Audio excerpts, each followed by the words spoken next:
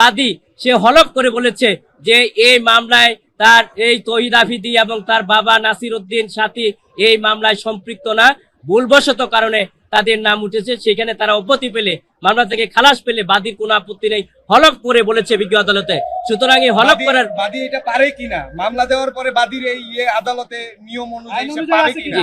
দেখেন, বাদী যেহেতু মামলায় সে হলফ যে কোনো মুহূর্তে করতে পারে এবং বিজ্ঞ আদালতে সেটা দিতে পারে, তার আইনগত ক্ষমতা আছে এবং সেই জন্যই সে হলফ করে বিজ্ঞ আদালতে স্টেটমেন্ট দিয়েছেন যে আজকে যে মাই টিভির চেয়ারম্যান নাসির উদ্দিন সাথী এবং তার ছেলে তৌহিদ আফ্রিদি এই ঘটনার সাথে সম্পৃক্ত না, কোনো না কোনো কারণে ভুলবশত এই মামলায় তারা সম্পৃক্ত হয়েছেন। তার পরবর্তীতে এই মামলা টিকতেই পারে না, কিন্তু আমরা বিজ্ঞ আদালতে সেই সাবমিশনগুলো বলেছি।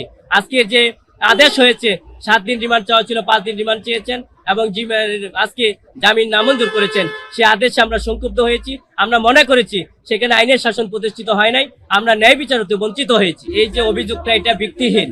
বাদী নিজে সশরীরে হলফনামা করেছেন এবং বাদী নিজেই করে উপস্থিত ছিলেন এবং বিজ্ঞ আদালতের মাধ্যমে ম্যাজিস্ট্রেটের সামনে উনি সেই সাক্ষাৎকারগুলো দিয়েছেন। সুতরাং এই যে অভিযোগটা, এই অভিযোগটা সম্পূর্ণ ভিত্তিহীন এবং উদ্দেশ্য প্রণোদিত ভাবে করা হয়েছে। সম্পূর্ণভাবে বাদী স্বেচ্ছায় এই বক্তব্যগুলো দিয়েছেন, হলফনামা দিয়েছেন এবং তার স্টেটমেন্টগুলো দিয়েছেন বিজ্ঞ আদালতে। সুতরাং এখানে ভুল বোঝাবুঝির কোনো অবকাশ নেই এবং বলা যাবে না যে এটা বাদী দিয়েছে না, এটা বলা যাবে না। এই অভিযোগটা সম্পূর্ণ ভিত্তিহীন এবং উদ্দেশ্য প্রণোদিত ভাবে।